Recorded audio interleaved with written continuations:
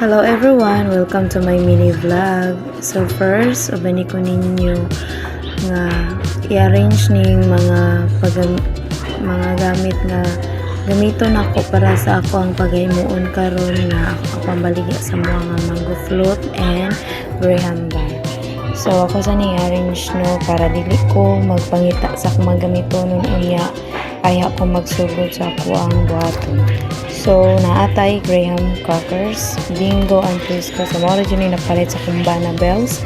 So, naatay tupperware. Kini tupperware is para ni sa atong graham bar unya nga cookies and cream. Ano atong sudlan. And naatay tupperware nga 500 ml para sa atong mango float. 10 pieces ni kabuok. And also our mixer, hand mixer, and disposable gloves nato. So, daghan na kayo na dyan. Daghan na kitag magamit. And also have a mango. So, di himo ang mango float kung walay mango. So, tamis na kani siya dahil maot ni siya per tamis na. And also ang atong gatas. And first, ato sang hiwaon ng atong mangga isig upin para ma-organize siya. Inibutang na to sa atong mango float unya. Dili magkukuganan atong panitan ba kay dili magkapareha ang sizes inigbutang ako sa mango float. So ingani na so nakita ninyo unya saan ako ninyo ako pagkuha ang unod sa mangga para ma-organize din siya inigbuhat na ako sa mango float. So ingani ran no nagkuha ko dai og baso then ako na siyang di-push sa panit sa unod sa mangga para ang panit na lay mahabilin unya. Okay. So nakuha na nako no ang unod. Okay, ano ray ko process para sa topping sa akong mango float. Ako na siyang i-push. Dayon mo na. So repeat the process ra gyapon nga na ratanan ang paghimuon until sa mahuman ko o kuha sa tanan mangga.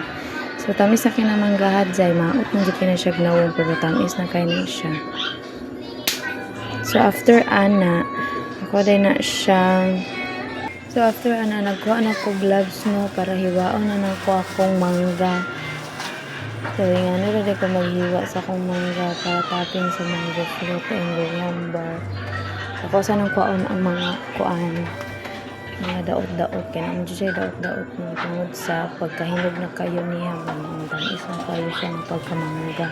So ingani ra ha kung para bitaw mapareha siya size dili siya dako dili ko siya gamay. So dili magka timbulaag ang mangga inigbutang nako sa tupperware niya. So, santa nagkalinga ko giwa no, nililay kang bana bells diya, abi niya wala ko ka video. So, sorry. So, di ara. Mao na niya ang result sa akong paghiwa-hiwa sa kumangga. So, nindot na siya lantawon, diba? Dili na siya dili na siya gubot lantawon.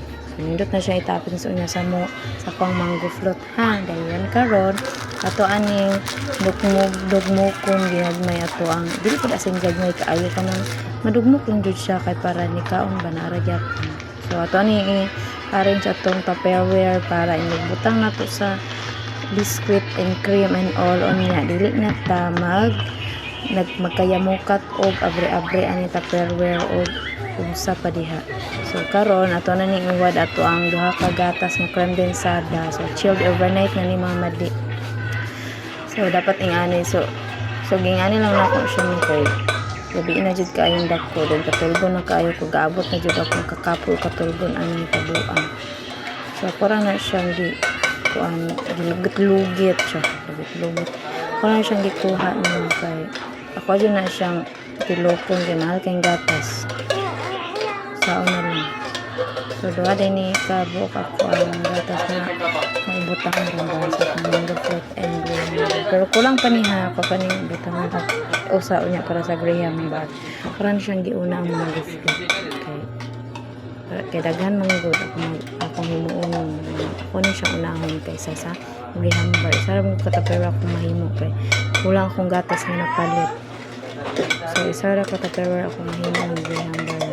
Dili sa nako daghanon kay daghan jud nga mango float na ako ang mahimo karon.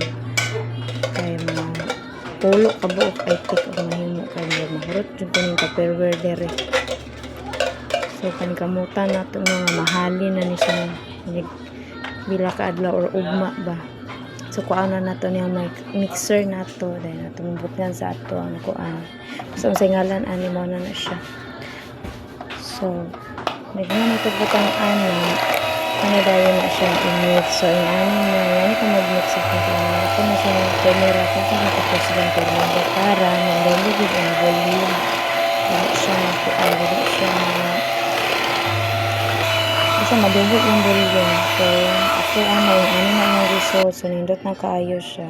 And then pagkauman ako nang gibasa ang biskwit para masulod na ako sa tupperware hinay-hinay kay Ginoo ko nahadlok na jud ko ani hitabo kay grabe na ang iro-uwang kay gabi na kay dako mga 12 o'clock na siguro ni gyapon ko nahuman sa akong gibuhat. So gadali na ko ani hitabo para mahuman ako dali na katulgo na kay kung di kapoy. So after ako nang gibot nga ang first layer sa cream which is kani ako nang gibot nga ang first layer. So ako dyan na siyang manumanuhon og butang para pantay-pantay jud nga cream ako ang mabutang dili daghan dili pud gamay. So muna ako nang gibutang ang mangga para toppings na to sa tong mango float. Okay, isa-isa jud na ako kay para ma-organize jud siya pagkabutang mga madi dili siya gubot. Siya para sa kung nawong na nagkagubot na o katulgo na kaayog nawong dyan. And then after ang biscuit dayon. So 2 flavors din ni ako ang buhaton rin no? Cookies and cream and mango sa isa katab. So ako na yung butang cookies dahil sa isig kilid ha. Isig kilid siya. So bali 2 flavors siya in 1 tab. Ano yung siyang gimo style kay maragisumhan naman ko anong puro mangga na lang akong toppings. Uy, so magpa-unique po tagamay usahay no sa pang business para mo bago po sa parang sa mga customers ba kay maskin sila napulaan po sila sa plain ng mangga lang. So hopefully napakoy makuan nga lain ng flavor po ako madungag diri sa akong small business po kaluyan sa Ginoo. So after ako nang gibutang ang second layer sa biscuit. So yan ko magbutang ako sa basundaan then after ang cream dayon.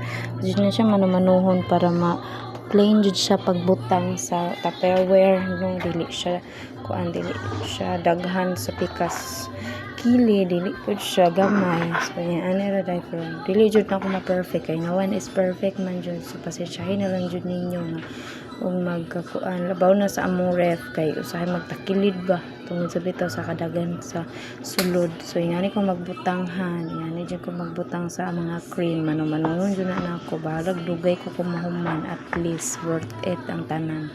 Then after the toppings na pud balik sa mango and the cookies. So yan ra jud repeat the process ra jud ko para mi ani mahantod sa mahuman ra jud ta sa atong gibuhat. Laban ra jud ta sa atong kinabuhi kay dili man ta dato pobre ra man ta mao nang laban ra gyud.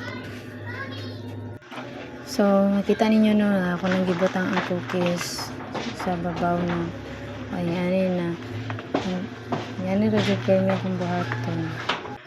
So paghuman ako nang gitakloban tagsa para isulod na sa freezer kay para dili siya malanay ang cream kay malanay ang cream lain na kayo siya masagol-sagol dili na siya organized lang taon inig-butcher nato dai igbaligya po lain na kay lang taon sa mga customer basig dili niya ni mahalin ba ayo lang pud taon ay ikapoy bitang ko bilar-bilar mix pa sa cream ug uban pa hiwa-hiwa pa sa mangga ta kaloyan ani mahurot ni dayon ting